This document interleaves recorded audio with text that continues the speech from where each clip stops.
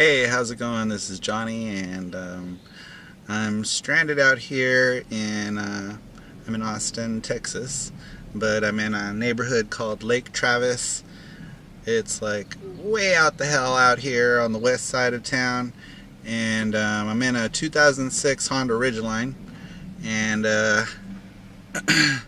last week bought a new battery and replaced the alternator because we were having issues with the battery dying, and right now my neighbor, my friend Jorge, he's the man. He's gonna get out here, and we suspect it could be the starter, and so he's actually picking one up at the store right now, and once he gets here, then we'll show you how to replace a starter on a 2006 Honda Ridgeline. So first thing you want to start doing and replacing any electrical components, I was disconnect your battery. You don't want to have no power in it. The thing I took off was the transmission dipstick.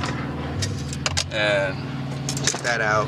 Yeah, and then we're gonna go ahead and since we got the old starter, it's always a good thing to take a look at the new starter and see what's holding it down. So we only got 2 bolts here, so that's really cool. Talking about getting parts out the way, this might be a good part to get out the way right here. Oh, what is that? See that? Yeah. It's a little piece that just holds your wire to the engine. Oh, okay. Because you can't really get your hand down there. He only took 1 bolt off just to get it loose and to get it out of the way. Yeah. Pretty simple stuff, man. See, extension 14. Now he's going down with a 14 millimeter, and right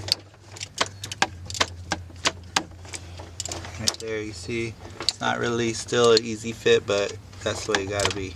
That's the way you gotta do it, right there.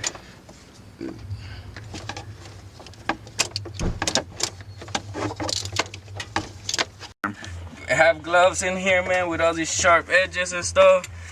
This really helps, man. Right here, this is one good tool right here. Extendable ratchet.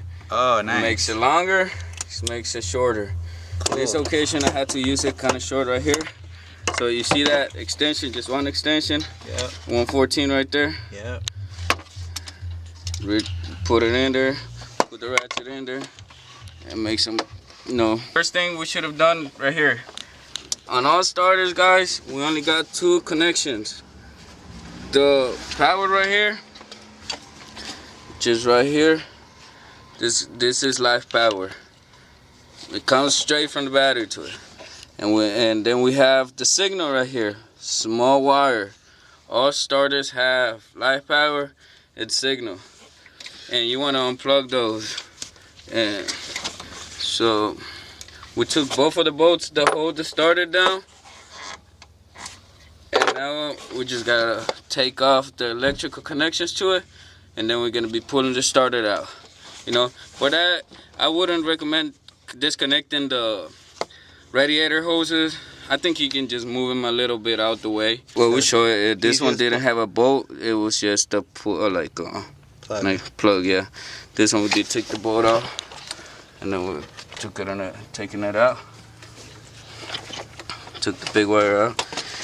Then we should have enough space for it to pull it out from the engine. Wiggle that thing out of there. Yeah, you want to make sure don't break any other components around it, So yeah, find a way. So have basically, I think you're saying have a pretty good grip on your starter there, right? Yeah. Because you don't want to let it fall and damage other things.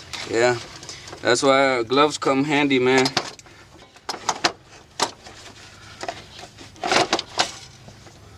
See this? That's keeping it from coming out. It's a little clip. Might need a flathead. Just hit it right here, and this one wiggle it out. Oh, the wire. Yeah. Stuff comes out, and now we got a free starter. Free starter. Okay, lift that out. Try it out. free starter. Ta-da, there's the old one. Every time you're replacing the starter, man. Even though you go to, you go to your mom to buy a starter from, you might want to, give it a little look, compare it, make sure it's the same starter. You don't want to put a starter in there doing all the work and then, well, what's a different part number? Well, yeah, you want to always check that. Yeah, so they're basically doing a side-by-side comparison. Yeah. And just they you can see here they look totally alike, except for one, of course, is very dirty, and the other one is shiny, brand new, clean. I put both of the bolts already, but I just lined them up, lined the starter up. The starter has a guide right here. You see those two? So it's really easy. Once it's in there, it's in there. And now, like we did taking the bolts off, we're just doing it with our fingers, putting it back in there. Once they're... And then once it's tight, finger tight, then you put it, tighten it more with the socket wrench. There you go. See, putting all the components back, tightening them back up. So, we're almost there, guys. The last thing we need is just the electrical parts. And then give it a test and all that. Yeah. But we had smoke coming out the starter. That's why we went and go ahead and that's bad. Replace the starter without trying the electrical parts, because if smoke's coming out of it, you don't have to be a genius to know it's not good. That's where it's coming from. Yeah. We knew where to find our problem right there. Okay, so you see right here, now he's already put the starter in, and now he's just reconnecting everything, such as the battery. And then we're going to give it a shot and see what happens, see if it's going to be a nice evening, or if I'm just going to have to get my sleeping bag and sleep right here in the back of the truck. Let's go home, man. Let's go home. Jorge called it. He said it's in there good, right? Yeah. So we should just give it a start? Yeah. Alright. Alright, so now we're giving it the final try. Keys in place and starter is in there. Vroom! And you see it started right up, baby. Subscribe, hit like, and comment, man. Yeah. We're here to help you guys out, and you guys help us out. Cool.